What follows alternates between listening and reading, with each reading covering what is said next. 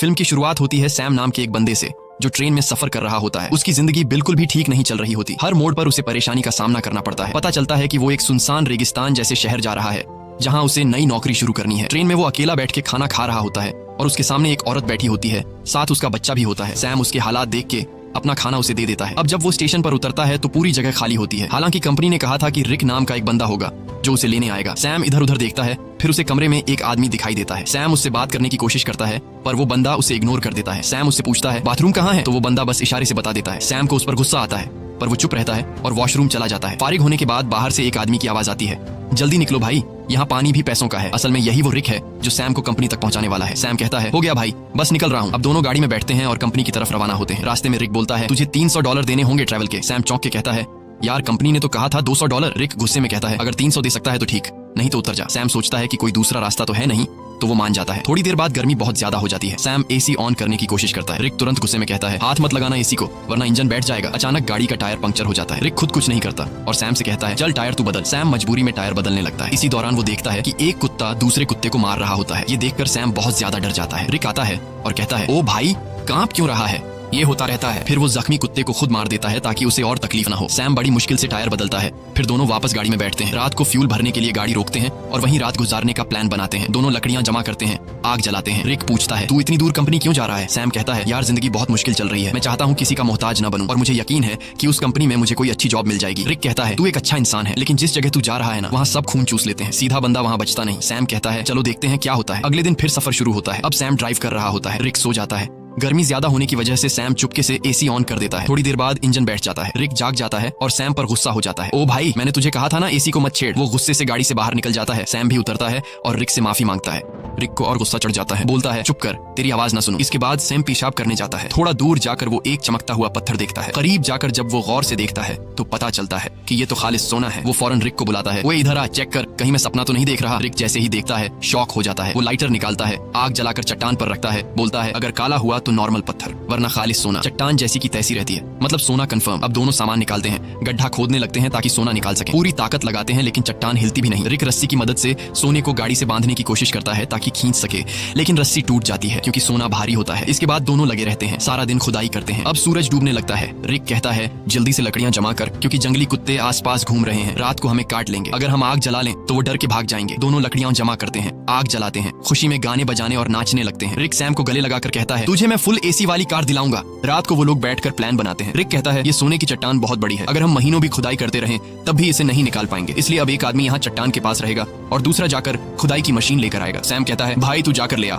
मैं चट्टान का ध्यान रखूंगा। रिक कहता है नहीं भाई तू जा, मैं चट्टान के पास बैठूंगा, ये रेगिस्तान है, हर तरफ जंगली जानवर हैं, तू ये बर्दाश्त नहीं कर पाएगा। सैम कहता है कोई बात नहीं, तू मेरी टेंशन मत ले, मैं सर्वाइव कर लूंगा, तू वैसे भी चोर है, हो सकता है तू सोना लेकर भाग जाए, तुझ पे कैसे भरोसा करूं। रिक कहता है ठीक है भाई मैं जाता हूँ, तू सोने का ध्यान रखना। अगले दिन वो लोग राशन बांटते हैं। रिक सैम को एक सैटेलाइट फोन देता है ताकि दोनों आपस में कांटेक्ट में रहे। रिक कहता है मेरे एक दोस्त के पास खुदाई की मशीन है, वही लाऊंगा, बस दुआ कर गाड़ी रास्ते में खराब ना हो, मुझे वापस आने में 5 दिन लग सकते हैं। और फिर वह चला जाता है। सैम सोने पर मिट्टी डाल देता है ताकि अगर कोई इधर से गुजरे तो सोने को देख न सके। वो एक छोटा सा टेंट भी लगा लेता है चट्टान के पास और अपना सारा सामान उसके अंदर रख देता है। सूरज डूबने से पहले वो लकड़ियां इकट्ठा करता है ताकि रात को आग जला सके। रात को वो आग जलाकर बैठ जाता है, खाने में से थोड़ा सा खाता है और बाकी रख देता है। अचानक उसे जंगली कुत्तों की आवाजें सुनाई देती हैं और उसे एहसास होता है कि अकेले होने की वजह से वो आसान शिकार है। वो डर जाता है और चाकू हाथ में लेकर सो जाता है। अगली सुबह सूरज की तेज धूप से उसकी आंख खुलती है। बहुत गर्मी और थकावट होती है, नींद पूरी नहीं हुई होती और सूरज की तपिश उसकी स्किन जला रही होती है। तभी सैटेलाइट फोन की बेल सुनाई देती है। सैम दौड़कर फोन तक जाता है लेकिन कॉल कट चुकी होती है। वो टेंट में बैठा सोने को देख रहा होता है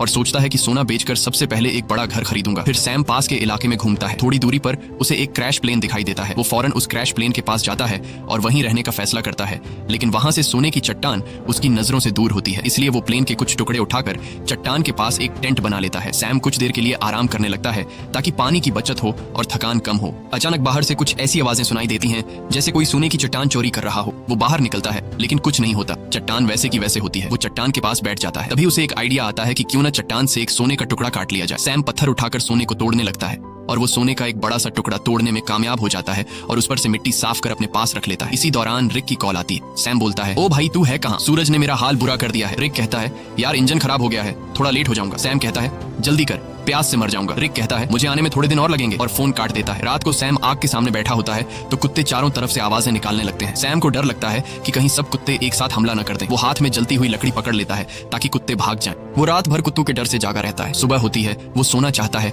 लेकिन सूरज ने उसकी खाल जला दी होती है। दर्द से वो सो नहीं पाता। वो पानी पीने जाता है लेकिन पानी भी बहुत कम बचा होता है। इतने में वो देखता है कि एक सांप उसकी तरफ आ रहा है। वो उसे मारने की कोशिश करता है ताकि खा सके, क्योंकि खाना भी लगभग खत्म हो चुका होता है। लेकिन सांप को मारते वक्त पानी की बोतल गिर जाती है और बस थोड़ा सा पानी बचता है। फिर वो दोबारा प्लेन वाले एरिया में जाता है, उम्मीद करता है कि शायद कुछ खाने पीने को मिल जाए। तभी वो देखता है कि दूर से एक इंसान आ रहा है। वो फौरन अंदर जाकर प्लेन में छुप जाता है, लेकिन वो इंसान प्लेन के पास आ जाता है और सैम को बाहर आने को कहता है। करीब आकर पता चलता है कि वो तो एक लड़की है जो उससे बात करना चाहती है, लेकिन सैम उससे बात करने को तैयार नहीं होता। लड़की पूछती है तुम यहाँ बैठकर क्या कर रहे हो और यही जगह क्यों चुनी? सैम कुछ नहीं कहता, बस चुप रहता है। थोड़ी देर बाद सैम लड़की से कहता है कि वो इस प्लेन में रह सकती है और खुद वहां से चला जाता है। लड़की कहती है तुम मुझसे कुछ छुपा रहे हो। वो सैम के पीछे पीछे चलने लगती है और उसके साथ कैंप तक पहुंच जाती है। वो बार बार सैम से पूछती है तुम यहाँ कैसे पहुंचे? अब सैम घबरा जाता है। वो सोचता है इससे पहले कि ये सोना देख ले किसी तरह इसे यहाँ से भगा दूं। सैम लड़की से कहता है क्यों आई हो मेरे पीछे? यहाँ तुम्हारी कोई जरूरत नहीं है, तुम्हें यहाँ से चले जाना चाहिए। लड़की कहती है मैं तब तक नहीं जाऊंगी जब तक ये ना पता चल जाए कि तुम मुझे यहाँ से भगाने की कोशिश क्यों कर रहे हो।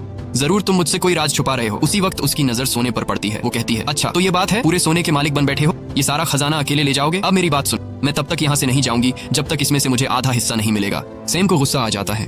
वो डंडा उठाता है और सीधे उसके सिर पर मारता है। लड़की वहीं मर जाती है। सैम सदमे में आ जाता है। उसे यकीन नहीं होता कि उसने लालच में आकर किसी को मार डाला।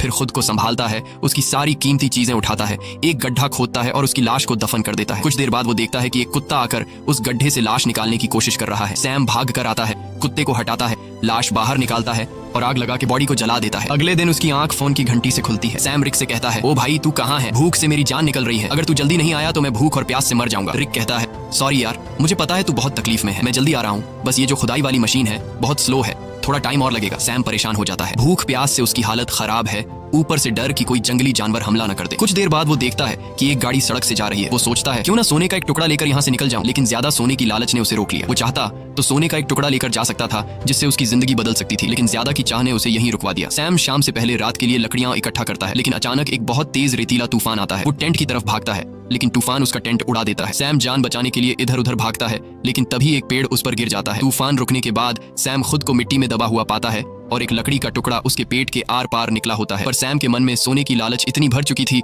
कि वो पेट से लकड़ी निकालने के बजाय सीधे सोने की जगह की ओर जाता है। वो चारों तरफ सोने को ढूंढता है और आखिरकार एक टुकड़ा मिल ही जाता है। सैम खुशी से झूम उठता है। फिर वो अपने पेट से लकड़ी निकालता है और जख्म से बहुत खून निकलने लगता है। वो कपड़े का टुकड़ा लेकर जख्म बांधता है, लेकिन खून रुकता नहीं। मजबूरी में वो आग जलाकर एक डिब्बे का टुकड़ा गर्म करता है और जख्म पर लगाता है। इससे सैम को इतनी तकलीफ होती है कि वो बेहोश हो जाता है। थोड़ी देर बाद होश आता है। उसे हर तरफ वही लड़की दिखती है जिसे उसने मारा था। अब उसका दिमाग घूमने लगता है। उसे समझ नहीं आता कि ये सच है या फिर वहम। तभी फोन बजता है। रिक कॉल करता है। सैम चिल्लाता है यार वो लड़की हर तरफ दिख रही है। रिक बोलता है कौन सी लड़की? देख किसी को सोने के बारे में पता न चले, अगर किसी को पता चल भी गया हो तो उसे मार डाल। लेकिन सैम की हालत इतनी खराब होती है कि वो किसी को मार तो क्या, अपने पैरों पर खड़ा भी नहीं हो सकता। वो जमीन पर रेंग रहा होता है, जवाब देने की भी हिम्मत नहीं होती। अचानक वही लड़की सामने खड़ी नजर आती है, लेकिन इस बार उसके चेहरे पर कोई जख्म नहीं होते। वो सैम को पानी पिलाती है और मदद करने को कहती है, लेकिन सैम सोने की लालच में इतना अंधा हो गया था कि वो मदद लेने से भी इनकार कर देता है। सैम डरते हुए कहता है मैंने तुम्हें मार डाला था, दूर रहो। वो बोलती है बस इतना बता दो, क्या मेरी जुड़वा बहन यहाँ से गुजरी है? तब सैम को यकीन हो जाता है कि ये वहम नहीं है, बल्कि ये उसी लड़की की बहन है जिसे उसने मारा था। सैम कहता है नहीं मैंने कुछ नहीं देखा, बस तुम यहाँ से चली जाओ। जिसके बाद वो लड़की वहाँ से चली जाती है। कुछ देर बाद जंगली कुत्ते उसके पास आने लगते हैं और उसे चारों तरफ से घेर लेते हैं। वो तुरंत रिक को फोन करता है। वो रिक से पूछता है कि तुम कहाँ हो, जल्दी आओ नहीं तो ये कुत्ते मुझे मार डालेंगे। वो रोने लगता है। रिक से रिक्वेस्ट करता है कि प्लीज जल्दी आ जाओ,